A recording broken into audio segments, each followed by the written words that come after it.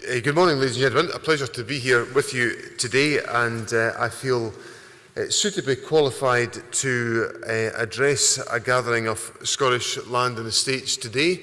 I spent Easter Monday, I decided to take the day off, and I'm just looking around the audience to see if they're appropriately represented here. I spent the day at Blair Castle. Is Athol Estates here at all? Oh yes, there they are. Yes, I won't embarrass them any further. Other than to say that I do think that the excellent tractor ride facility that's provided by Athol Estates is offered at far too cheap a price for the wonder of the entertainment that was to my 3-year-old son, not to mention his 50-year-old father into the bargain. But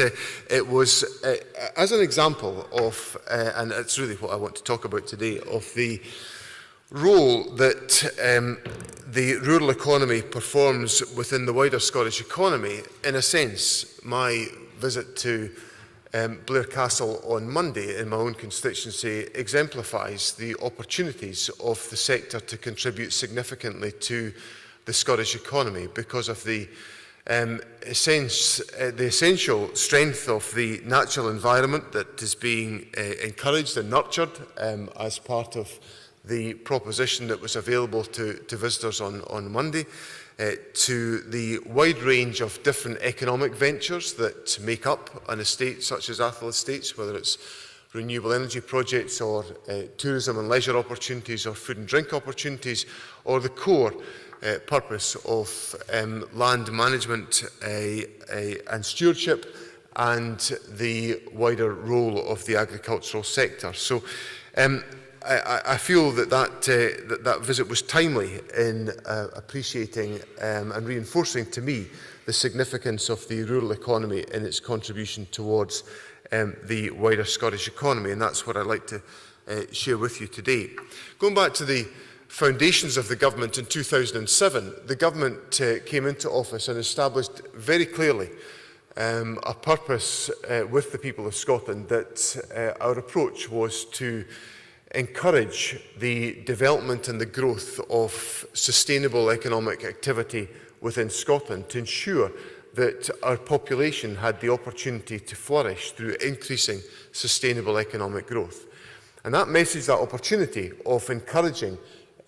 greater levels of sustainable economic growth in Scotland, is a message of relevance whether it's in urban Scotland or in rural Scotland. And since 2007, we have taken forward an approach which has been designed to ensure that that message has influenced and affected the priorities and the policies of the government, and have given the clearest sense of direction about what we can hope to achieve by the actions of government policy to support and to encourage economic growth and economic development in every part of Scotland. That is fundamental to the development of the rural economy, which is home to 1 million people, nearly a fifth of the Scottish population, and an economy that accounts for about 25% of all Scottish business activity. The rural economy is made up of a wide range and diversity of different local communities, and it is important that in our policy approaches and our policy interventions we take due account of the significant diversity of possibilities and prospects within all of the rural areas of Scotland. Scotland's rural and island communities are a significant and prominent part of the Scottish economy. Just over £32 billion was produced in the rural regions of Scotland in 2011, which is approximately 30% of total output in the Scottish economy. The traditional economic base of attention to agriculture, fishing, forestry, game management and quarrying remains core to the rural economy in terms of enterprise employment and land management, with 25% of employment in these key areas in rural areas. However, the largest employer of all areas in Scotland is the service sector, and of course there are significant elements of service sector activity in the rural economy into the bargain. The resourcefulness and resilience of businesses in rural parts of Scotland has been fully tested in the challenging economic climate that we have experienced since 2008. But the business resilience is evidenced from the fact that in rural Scotland We have higher employment levels at 75% of employment compared to 70% in more urban areas of Scotland. And on population, in rural Scotland, the population has grown at a faster rate than the rest of Scotland, with a 10% growth between 2001 and 2011, compared to 3.1% in urban Scotland. And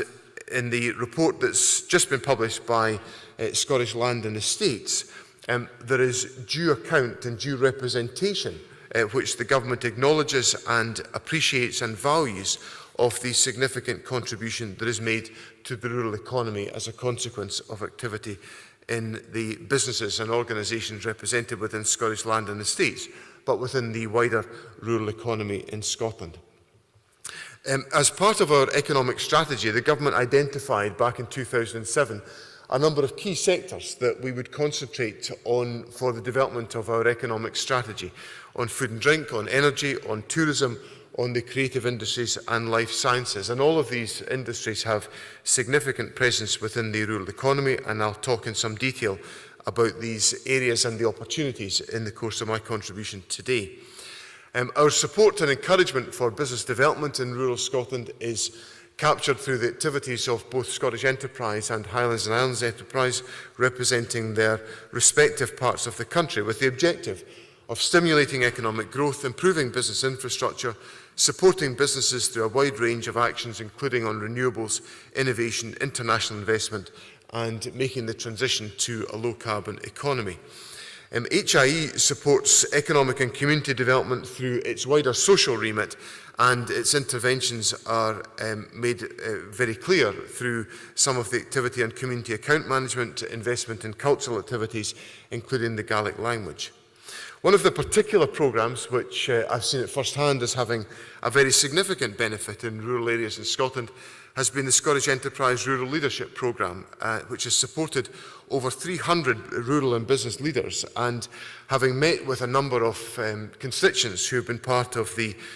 Rural Leadership Programme, I've seen at first hand the significant benefit that the programme has delivered to encouraging the strengthening of the skills base within the rural economy, to encourage and to support wider economic development.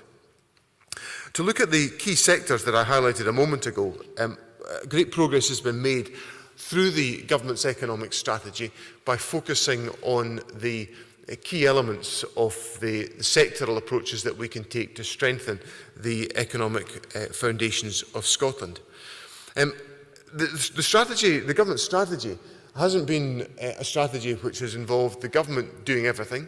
It has essentially been the framework of policy and direction, enabling and encouraging a wide range of businesses and organisations to make their contribution towards realising our potential as a country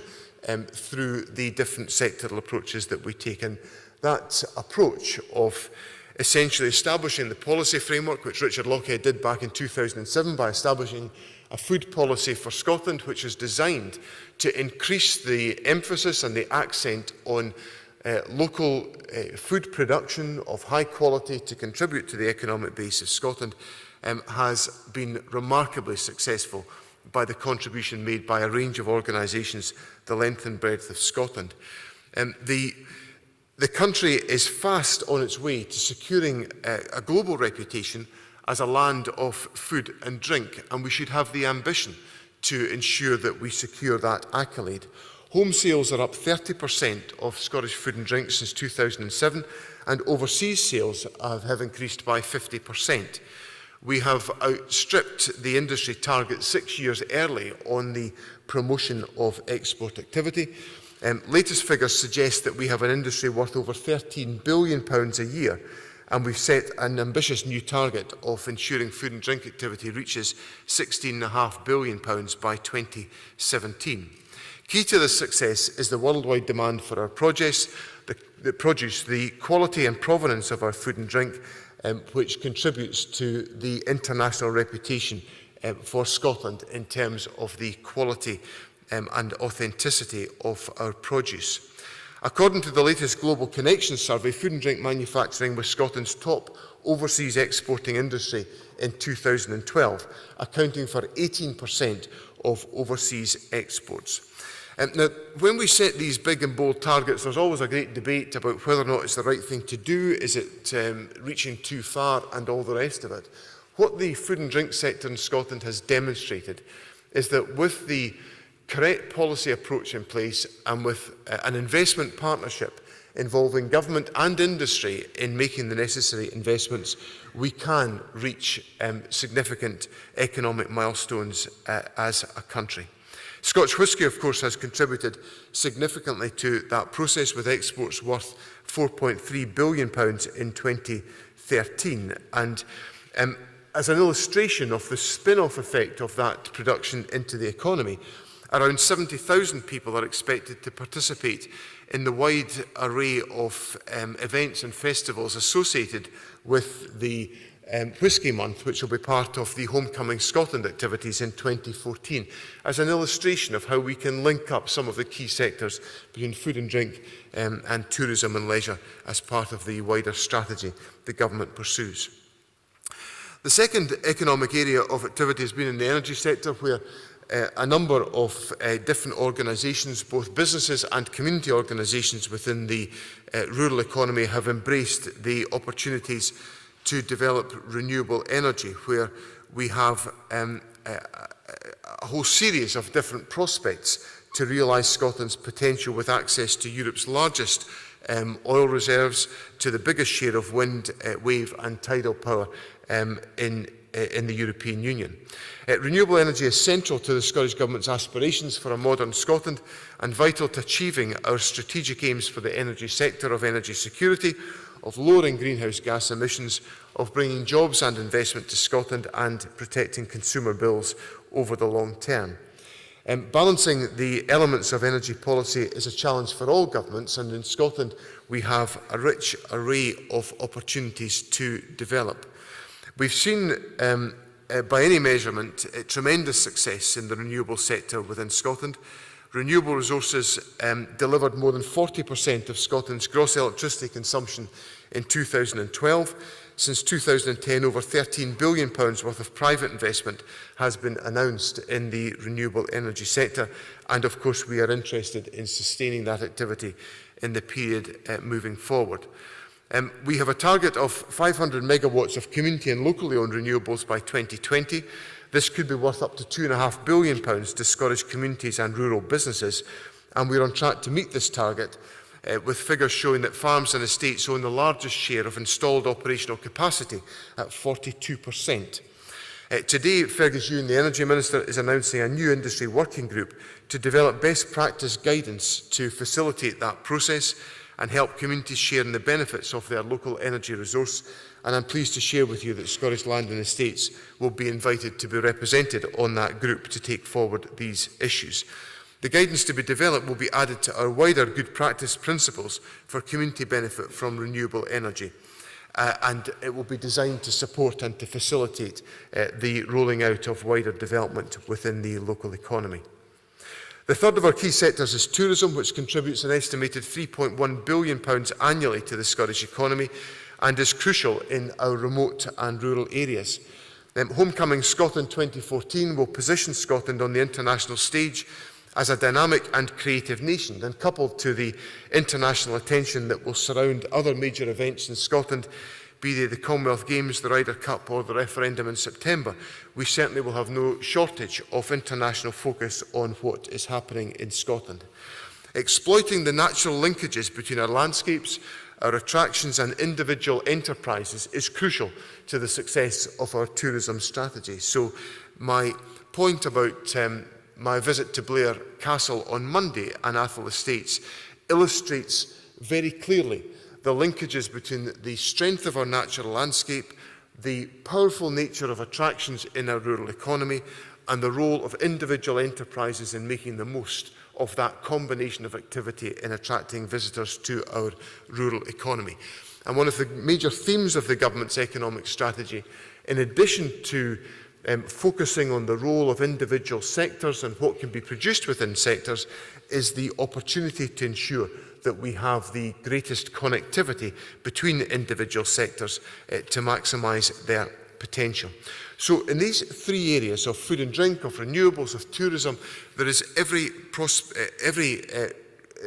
reality of being optimistic about the future prospects for growth and development, given the investment that has been made in this area of activity in the last few years, and as we see the level of economic success that is being delivered into the bargain. There are, of course, challenges that we all have to face in taking forward economic developments, and I would be the first to acknowledge that one of the most significant challenges that we have to address is the issue of digital connectivity in rural Scotland, and to recognise that digital connectivity now is literally fundamental to the operation of business activity in rural Scotland and fundamental to domestic life and activity in rural Scotland into the bargain. And the recognition of the significance of that point is made by the way in which the government has invested in ensuring that next generation broadband is rolled out in a fashion that meets a significant proportion of the need and the challenge that exists of securing the effective rollout of this service into all areas of rural Scotland. The government has committed over £240 million to the Superfast Scotland broadband programme,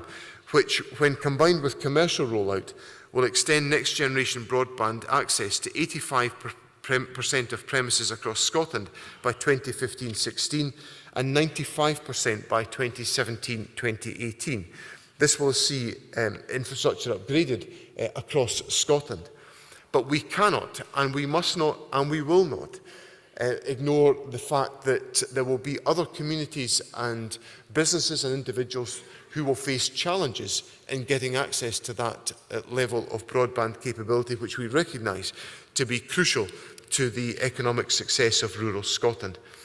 So for that reason, the government has also invested in Community Broadband Scotland to find innovative ways of ensuring that for those in hard-to-reach locations, we are able to put in place the infrastructure and the support to ensure that effective connectivity can be secured for all parts of Scotland. And as we roll out the superfast broadband over the next 3 to 4 years, we will see at first hand and will face the challenge of ensuring that it meets the needs and the expectations of everybody in rural Scotland. There will also be challenges faced by the reform of the Common Agricultural Policy and the Scottish Rural Development Programme. These issues occupy a significant proportion of the attention of the Cabinet Secretary for Rural Affairs and the Environment, and I know that he conducts very active dialogue with all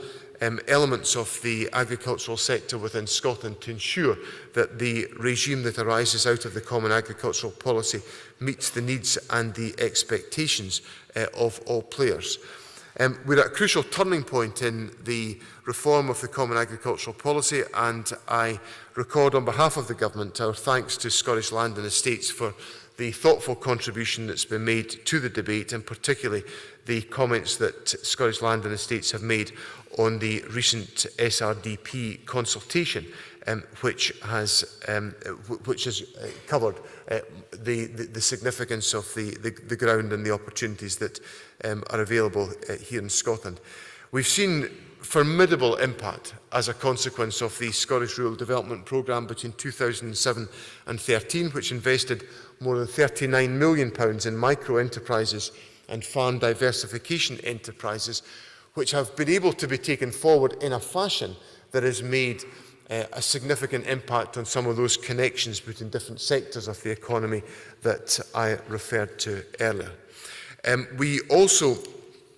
are continuing to the discussions around land reform and agricultural holdings reviews, which will be concluding in the near future. No decisions have been taken on any aspects of the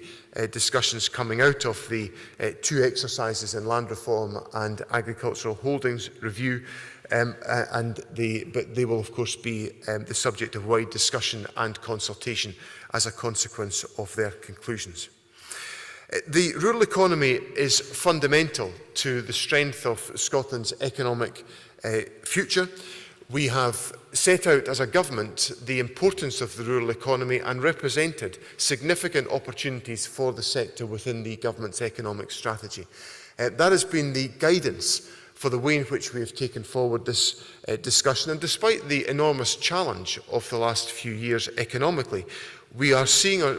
ourselves in a much stronger economic position, with employment rising at the highest level it has ever been since record began in Scotland, unemployment falling, and economic inactivity falling into the bargain. So we are in a position that the economic indicators, coupled to our position on economic growth, are all moving in a positive direction. The challenge is to continue that process of investment and to do that effectively in partnership between government and the key private sector stakeholders that are represented here and across the wider rural economy in Scotland. The approach we've taken as a government of setting big and bold ambitions of what we can achieve as a country underpin the government's agenda on the constitutional question into the bargain. We enter that debate, the debate about Scotland's future, trying to secure the economic levers and the powers and the responsibilities that will enable Scotland to prosper yet further in the future. And that is at the heart of the constitutional debate in Scotland. But as we proceed through that debate, I want to assure you today of the government's determination to ensure that the economic opportunities of rural Scotland, highlighted in the Scottish Land and Estates report that has just been published, are very, very significant. And if we work together in a spirit of collaboration, in a spirit of joint focus, recognising that the government can create a policy framework that enables the rural economy to thrive, but that the private sector needs to invest in the rural economy to partner in much of that activity, then through those shared endeavours, I'm sure we can create the economic opportunities that will deliver very sound foundations for the economic prospects for Scotland in the years to come. Thank you very much.